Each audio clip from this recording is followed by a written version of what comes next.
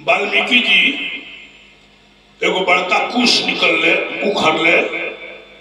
एगो लौ मने कुशवे के गोफावा ओकरे के लौ कह जाला छोट आ ओके मार्जन बनौले आ ऋषि लोग के औरत को से कहले कि जौन लड़का पहले भइल बा हे कुश से मार्जन करके ओकर नाव कुश ध दिहलो आ जौन बाद में भइल बा हे लौ से मार्जन करके ओकर नाव लौ ध दिहलो। तो भूत बाधा के दूर करे खातिर कोनो भूत प्रेत के असर न पड़ी। राक्षसन के भरत जी जब सुनले सीता के लड़का भइल बड़े शत्रु को सोना चांदी ले गई रहले ओ जी ऋषि मुनि के लुटौले दान के ले अब भीषण उठ के चल रहे अपना लड़ाई पर। सीता जी हो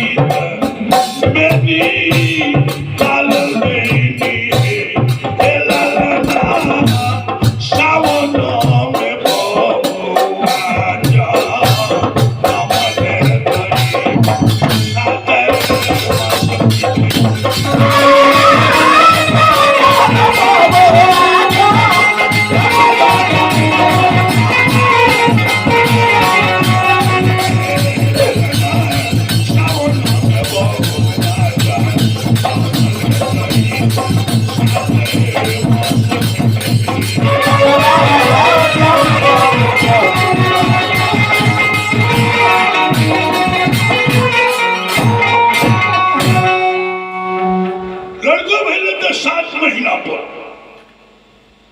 ऐसा हम भाभी बनी अयोध्या में लड़का बनी तो कितना खुशी रही और धन लुटा